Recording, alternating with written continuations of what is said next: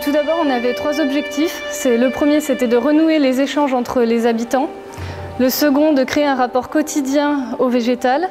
Et le troisième objectif, de relâcher la trame de déplacement motorisé. Donc pour cela, on avait mis en place 3 systèmes qui sont en fait 3 maillages qui s'entrecroisent.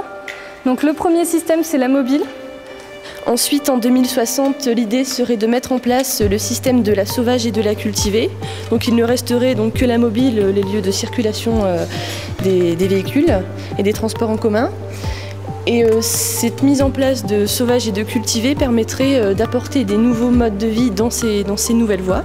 La voie piétonne qui peut monter en hauteur crée aussi des passerelles, des espaces qui sont à l'air libre, qui passent au-dessus de la sauvage ou des cultivées. On a la sauvage, qui elle peut traverser tous les îlots, qui crée un peu un réseau à travers la ville. On a aussi des terrasses plantées qui viennent créer de nouveaux lieux en rapport avec le logement en fait.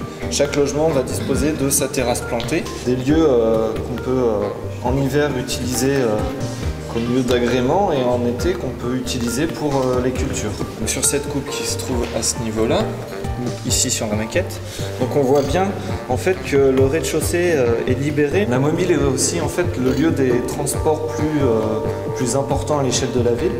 Donc on peut trouver des trams, des voitures électriques. Je voudrais m'exprimer d'abord sur un mot, juste un.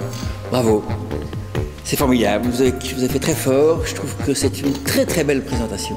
Je pense que vous pouvez aller une étape plus loin et on a l'impression que les dernières maquettes que vous avez faites, là où vous êtes plus investi dans ces changements, ça nous donne une meilleure vision en tout cas de ce que pourrait être la ville à ce moment-là.